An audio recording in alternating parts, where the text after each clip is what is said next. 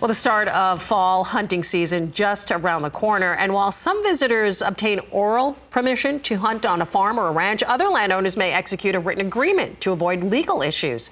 Roger McEowen with the Washburn School of Law joins us now for more on this. Roger, thank you for being here. So first of all, let's address the benefits of setting up a hunting use agreement. And how does that work? Yeah, well, good to be with you, Suzanne. Most hunting arrangements are definitely oral, but some do take the care to enter into a written agreement, particularly the larger operations that are running a dude ranch or something like that. If you reduce things to writing, what you're trying to do is to help ensure that your expectations are met and unwanted surprises are avoided. And they work essentially by defining the terms and conditions of the hunting use of the property that's involved. So yeah, speak a little bit more about that, the main elements of a hunting use agreement.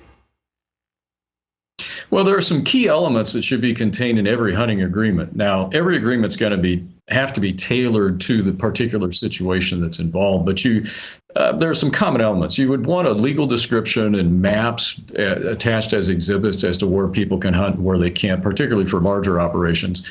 And when you talk about hunting rights, you want to define whether it's an exclusive right for the hunters or whether it's not an exclusive right. In other words, is the landowner reserving the right to also hunt the property, or is this just a right that's granted to hunters that come on the premises? And then if there are any improvements, you want to list those out.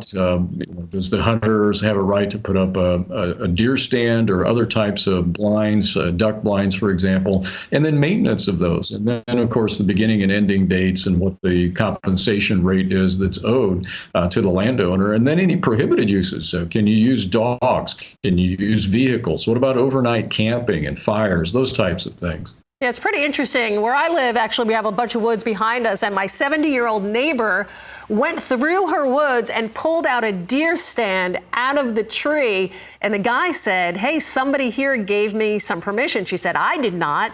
So this is really interesting that everybody has to get their ducks in a row, so to speak. So let's talk about the liability by the landowner. Speak to that. Well, liability is probably the biggest issue that's on the table, that's hanging out there. First, make sure you have adequate liability coverage. Now, the point on that to remember is that your comprehensive farm or ranch liability policy will likely not cover hunting, and particularly fee-based hunting. So if you're charging a fee for hunters to come on, that policy would have an exclusion in it for fee-based non-farm activities. So that's a non-farm business activity of the insured, and that's going to be excluded under your policy. But talk to your insurance agent about that. And just about half the states have what we call a recreational, or excuse me, just about all the states have what we call a recreational use statute that's designed to basically treat entrants that come onto the premises for recreational purposes as a trespasser. So you have a very low to non-existent duty of care to an adult trespasser, which is what these people would be treated like. It doesn't mean you can't be sued, and you don't want to go through court on this, but those recreational use statutes are designed to provide a degree of immunity in these types of situations. Well, so appropriate. Of course, a lot of great information as we head into hunting season. Roger, as always, a pleasure. Roger McEowen with the Washburn School of Law.